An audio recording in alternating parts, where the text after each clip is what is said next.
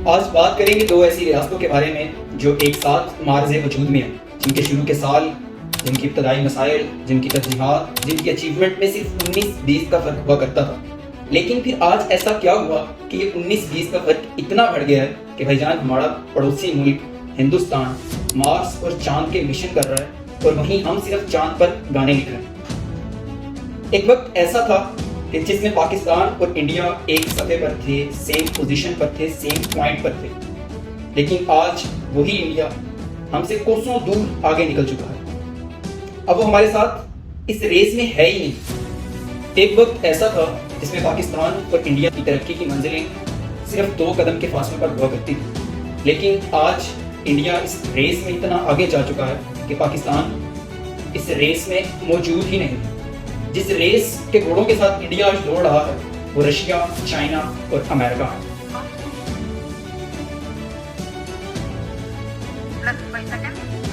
Liftoff normal. Here we have a majestic liftoff of LVM-3 M4 rocket carrying India's prestigious Chandrayaan-3 spacecraft. उम्मीद है कि आप खैरियत से होंगे। हाल ही में लॉन्च हुआ चंद्रयान 3, जिसके हवाले से आज हम आपको अपडेट करेंगे और बात करेंगे।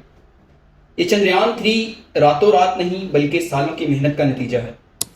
ये सारा भाई की उन कोलों करार, उन होप्स का नतीजा है जो उन्होंने 1950 में सोची और जिनका ख्वाब देखा।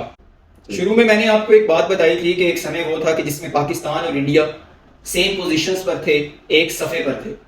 बल्कि एक टाइम तो वो था कि जिसमें पाकिस्तान स्पेस की रेस में, जिसके बारे में आज हम बात करेंगे, उसमें इंडिया से 2-4 हाथ आगे था। ये इरा था 1960 टू 1970 का। बहुत से लोग इस बात को नहीं जानते कि पाकिस्तान भी एक अपनी स्पेस एजेंसी रखता है जिसका नाम स्पार्को है, जिसकी बुनियाद 1961 में रखी गई। और ठीक 1 साल बाद पाकिस्तान ने अपनी एक सैटेलाइट लॉन्च की और पाकिस्तान साउथ एशिया के अंदर पहला मुल्क बन गया जिसने अपनी सैटेलाइट लॉन्च की। पाकिस्तान की स्पेस की दुनिया में तरक्की को देखते हुए ठीक 8 साल बाद इंडिया बुनियाद रखता है इसरो की।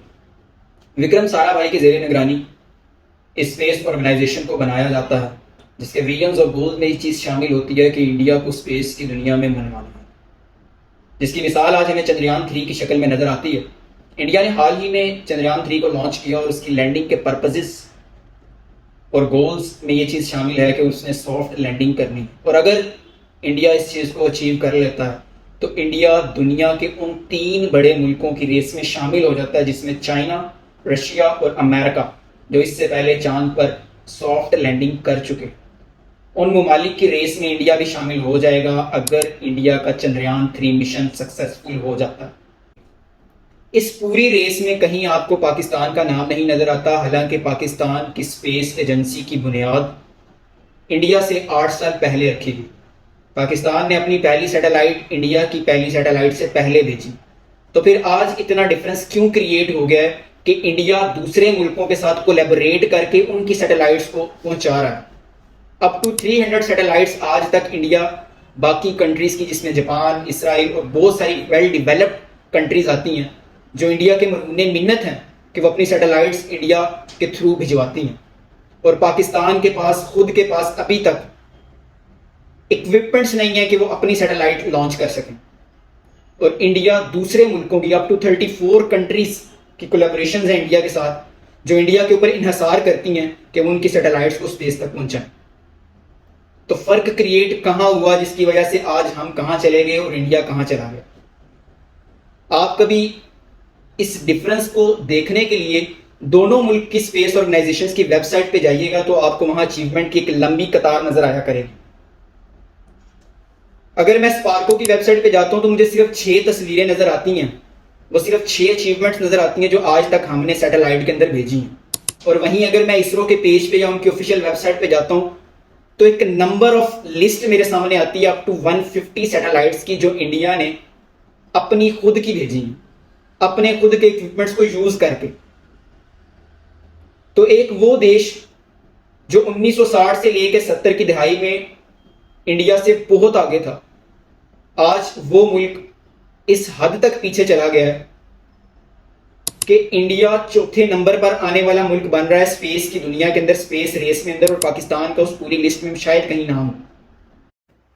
तो इस सब के पीछे क्या वजूहत थी, क्या रीज़न थी, उसके लिए हमने 75 साल मेहनत की और हम इस पॉइंट पर पहुंचे कि आज हमारी स्पेस ऑर्गेनाइजेशन का नाम शायद ही चंद लोगों को पता हो, या शायद चंद ही लोगों को पता हो कि उसकी फुल फॉर्म क्या है। इस सब के पीछे हमारा नॉन सीरियस एटीट्यूड है इस स्पेस रेस को लेकर। इस सब के पीछे वो पॉलिटिकल इंस्टेबिलिटी है जो हमारे मुल्क में पिछले 75 साल से लागू है। इस सब के पीछे हमारे इंस्टीट्यूशंस हैं, हमारे एजुकेशन का फुकदान है कि हमने आज तक अपने बच्चे को वो चीज़ें पढ़ाई नहीं, उसकी प्रायोरिटी में वो चीज़ें कंसीडर करवाई ही नहीं, जिसकी वजह से हमारा ये वाला सेक्टर जो है तरक्की की राह पर चढ़ता। हमारे पाकिस्तान के अंदर माशाल्लाह से 2 ही ऐसी यूनिवर्सिटीज़ हैं जो इस प्रोग्राम को ऑफर करती हैं, जो इस शोबे की तालीम दे रही हैं, और वहाँ इंडिया में 15 से ज़्यादा वेल रिनोन्ड इंस्टीट्यूशंस हैं जो स्पेस की पढ़ाई को पढ़ा रहे हैं, जिसकी वजह से उन्होंने ऐसे साइंसदान पैदा किए, ऐसा यूथ क्रिएट किया जो आज चंद्रयान 3 बना रहा है और दुनिया की बड़ी ममालिकों के साथ कम्पीट करने के लिए वो तैयार बैठे हैं। जहां इंडिया का यूथ चंद्रयान 3 बना रहा है, वहीं पाकिस्तान का यूथ सिर्फ उम्दा से उम्दा मीम्स क्रिएट कर रहा है। 2019 के समय की बात है कि इंडिया ने एक कोशिश की सॉफ्ट लैंडिंग की मून पर, चंद्रयान 2 के नाम से उन्होंने प्रोजेक्ट लॉन्च किया और वो फेल हो गया। और उसके ऊपर एक उम्दा मीम बनाई हमारे मिनिस्टर फवाद चौधरी साहब ने, और उन्होंने उनको टोंट किया इंडियन स्पेस एजेंसी को। उन्होंने जुगत की कि अगर आप ये काम नहीं कर सकते थे तो आपने इसमें पंगा क्यों लिया, आपने इसमें हाथ क्यों डाला। तो आज मैं उनको ये बताना चाह रहा हूँ कि उन्होंने चंद्रयान 3 से 4 साल का अरसा लिया और आज वो मून पर जा रहे हैं और आप माशाल्लाह घर चले गए हैं। और जिस पार्टी के अंदर रह के आपने ये स्टेटमेंट दी थी, आज उस पार्टी से भी आप जो है बर्खास्त हो चुके हैं। हमने दुश्मन के बच्चे को इस कदर तालीम दे दी है कि आज वो चंद्रयान 3 का प्रोजेक्ट बना के उसको कंप्लीट करके उसने लॉन्च कर दिया है। और अगर ये प्रोजेक्ट उनका कामयाब हो गया, जो इंडिया के गोल्स इस प्रोजेक्ट के साथ अटैच है, अगर वो उसको अचीव कर जाता है, क्योंकि जिस मून की सरफेस के ऊपर इन्होंने इसको लैंड करवाना है वो साउथ पोल का रीजन है, और इस रीजन के ऊपर अगर ये कामयाबी से लैंड कर जाता है, जिसकी बेस्ट विशेष हमारी उनके साथ हैं, तो इंडिया दुनिया का वो वाहिद मुल्क होगा जो मून के उस रीजन के ऊपर सॉफ्ट लैंडिंग करने वाला मुल्क बन जाए। तो सोचने और समझने की बात यह है कि इंडिया ये सब कुछ तो कर सकता है मगर जन्नत में नहीं जा सकता, क्योंकि जन्नत में जाना तो सिर्फ मुसलमान ने है, और मुसलमान ने भी नहीं, पाकिस्तानी ने। तो वो ज़रूर हम भी जाएंगे, टेंशन लेने वाली कोई बात नहीं है। इंडिया चाहे चांद पे चला जाए या मार्स पे चला जाए, जन्नत में सिर्फ मैं और आप ही जाएंगे।